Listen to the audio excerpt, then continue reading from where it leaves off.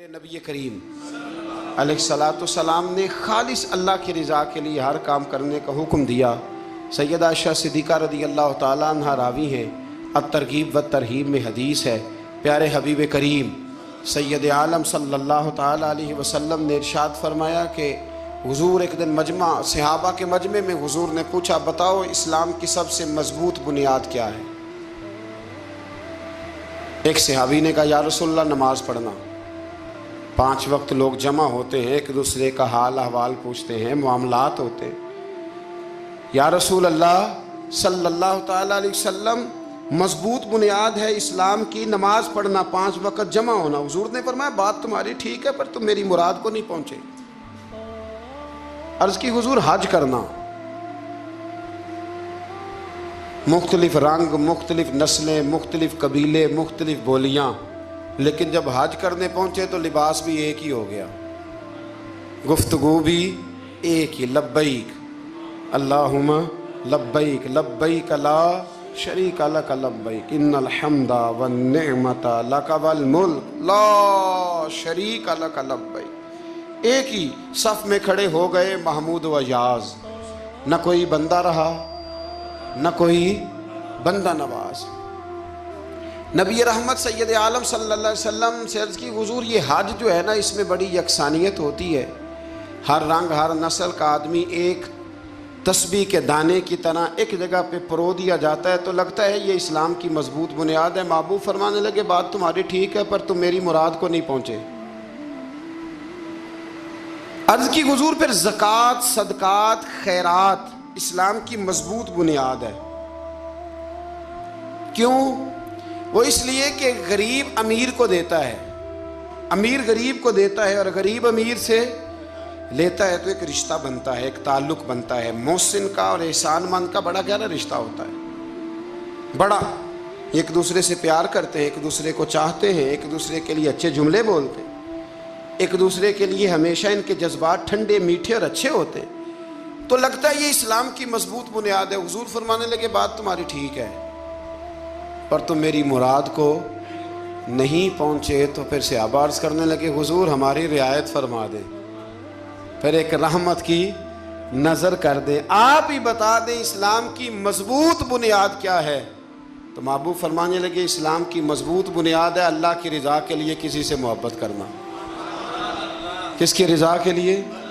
خالص اللہ کی رضا کے، اور اللہ کی رضا کے لیے کسی سے بغض رکھنا، عداوت رکھنا، اللہ کی رضا کے لیے، محبت بھی اللہ کے لیے، عداوت بھی، ذاتی دشمنی کوئی نہیں، ذاتی اختلافات کوئی نہیں، ذاتی رنجشیں کوئی نہیں، ذاتی لڑائیاں کوئی نہیں، ذاتی جھگڑا کوئی، خالص اللہ کی۔ تو حضور نے فرمایا، اسلام کی مضبوط گرہ، اسلام کی مضبوط بنیاد ہے اللہ کی رضا کے لیے محبت کرنا، اور اللہ کی رضا کے لیے کسی سے عداوت رکھنا۔ حضرت موسیٰ کلیم اللہ علیہ نبینا علیہ السلام پر اللہ کریم نے وحی فرمائی کہ اے موسیٰ، اے میرے کلیم، میرے لیے بھی کوئی کام کیا ہے؟ عرض کی، اللہ میں نے نمازیں پڑھی، روزے رکھے، تبلیغ کی۔ فرمایا، وہ تو آپ کی ذمہ داریاں تھیں، وہ تو آپ نے اپنے لیے کیا، میرے لیے بھی کچھ کیا ہے؟ رب کریم نے پوچھا، موسیٰ میرے لیے بھی کچھ کیا ہے؟ عرض کی، اللہ یہ سارا کچھ، فرمایا مالک تیرے لیے کیا۔ کہا یہ تو آپ نے اپنے لیے کیا، آپ کی ذمہ داریوں میں شامل تھا، مالک تیرے لیے کیا ہے؟ فرمایا کسی بندے سے محبت کی ہے کہ یہ اللہ کا بندہ ہے، کسی بندے سے محبت کی ہے کہ یہ اللہ کا بندہ ہے، یا کسی کے ساتھ تمہاری صرف اس لیے ناراضگی ہو کہ یہ اللہ کا نافرمان ہے، اللہ رسول کا دشمن ہے، معاذ اللہ بے ادب ہے۔ میرے بھائی سمجھ لیں اچھی طرح، اور اپنے دل کے کونے میں یہ بات بٹھا لیں کہ زندگی میں جو کام کریں وہ اللہ کی رضا کے لیے، چھوٹا سا بھی خیر کا کام۔ میرے رسول کریم علیہ السلام کا جو سب سے پہلا فرمان ہے نا بخاری میں، وہ یہ ہے کہ انما الاعمال بالنیات، تیرے عمل کا دار و مدار تیری نیت پر ہے، تیرے ارادے پر ہے۔ ایک بزرگ تھے، امام غزالی نے لکھا ہے، انہوں نے 7 سال پورے 5 نمازیں جماعت کے ساتھ پڑھی، اور پہلی صف میں تکبیر اولیٰ کے ساتھ پڑھی۔ 7 दिन نہیں پوری پڑھی جاتی 5 نمازیں پہلی صف میں پہلی تکبیر کے ساتھ. 7 پہلی صف میں تکبیر اولا کہتا ہے امام نے اللہ اکبر کہا پہلی تکبیر میں تو ہم نے بھی ساتھ ہی اللہ. پہلی صف میں 7 سال تک 5 نمازیں تکبیر اولا سے بہت بڑا کارنامہ ہے, بہت بڑی بات ہے. مطلب بندہ یہاں سے اٹھ کے آتے وضو کرتے, کوئی معاملہ آ گیا, کوئی مطلب اس کو حاجت ہو گئی استنجا وضو کی, تو وہ ٹائم نکل جاتا ہے. کئی دفعہ ایسے ہوتا ہے 7 سال پورے نماز پڑھی. تو کہتے ہیں 7 سال کے بعد نا ایک دن 8واں سال لگا ہوا تھا, تو بزرگ فرماتے ہیں میں ذرا لیٹ ہو گیا, تکبیر اولا تو مل گئی پر پہلی صف نہ ملی, تیسری صف میں جگہ ملی. بزرگوں کے تقوی دیکھیے گا. فرماتے تیسری صف میں نے نماز پڑھی تو میرے دل کے اندر خیال آیا یار لوگ کیا سوچیں گے کہ اتنا اچھا اس کا ریکارڈ تھا, پہلی صف میں یہ نماز پڑھتا تھا, تو آج تیسری صف میں لوگ کیا سوچیں گے. فرماتے ہیں جب یہ لفظ زبان پہ آیا تو میرا ضمیر بول پڑا, جب یہ سوچ دل میں آئی تو میرا اندر تڑپ اٹھا, چھم چھم میرے آنسو نکلنے لگے, میں رویا. اور فرماتے ہیں لوگ چلے گئے اور میں نفل پڑھتا روتا رہا. میں نے کہا اللہ مجھے یوں لگتا ہے وہ 7 سال تک پہلی صف میں جو نمازیں پڑھتا رہا وہ تو لوگوں کو دکھانے کے لیے پڑھتا رہا. فرماتے ہیں میں نے 7 سال کی نمازیں قضا پڑھی,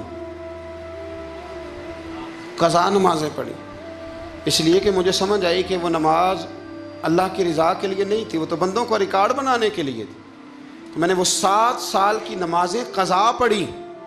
اور فرماتے ہیں اب دوبارہ سے جب میں جاتا ہوں تو پھر میں اپنے دل پہ غور کرتا ہوں کہ پہلی صف تکبیر اولا پر یہ بتا نیت کیا ہے, یہ بتا کہ تیرا ارادہ کیا ہے. شیخ سعدی فرمایا کرتے تھے تیرے وجود کا قبلہ تو سیدھا ہے, دل کے قبلے کی بھی بات بتا.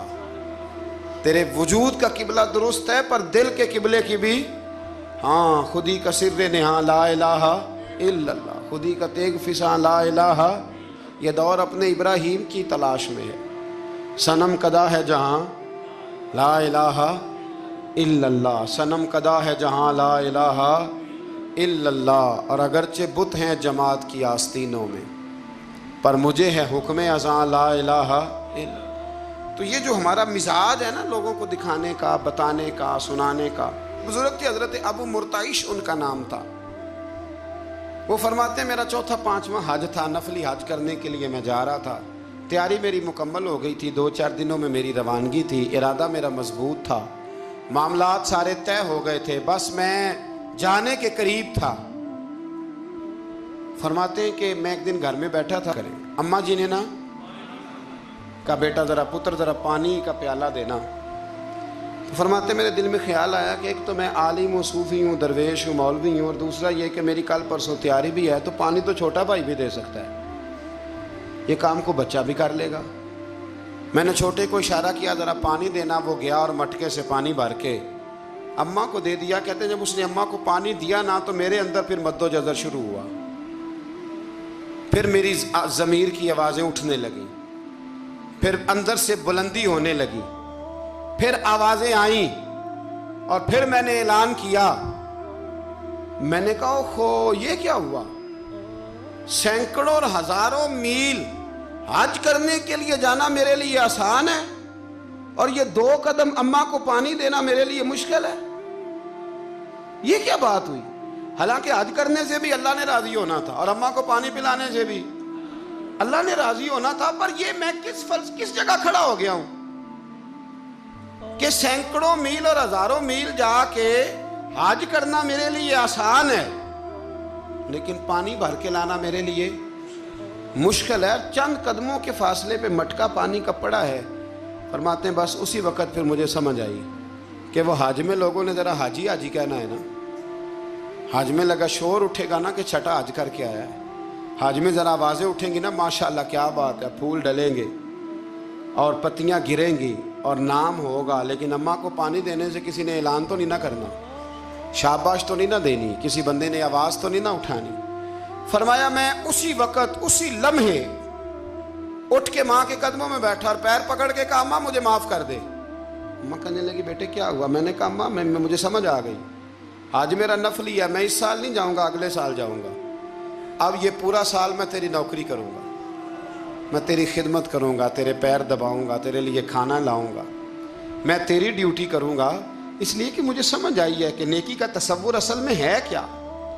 ہم بالعموم وہ نیکی کرنے جا رہے ہوتے ہیں جو نیکی بھی ہوتی ہے اور دنیا میں اس کا نام بھی ہوتا ہے، تذکرہ بھی ہوتا ہے، اس کی وجہ سے ہمارا قد بھی اونچا ہو رہا ہوتا ہے۔ حالانکہ نیکی کا تصور تو بڑا چھوٹا سا ہے، کل معروف صدقہ، مسکرا کے ملنا بھی نیکی، رزق حلال کما کے بچوں کو کھلانا بھی نیکی، گلی سے پتھر اور کانٹا اٹھا دینا بھی نیکی۔ پر ہمیں تو کوئی لمبی چوڑی نیکی چاہیے، کوئی بڑی نیکی چاہیے۔ اس لیے بہت سارے ایسے لوگ ہیں جو نیکیاں ان کی پہنچ میں ہوتی ہیں وہ نہیں کرتے۔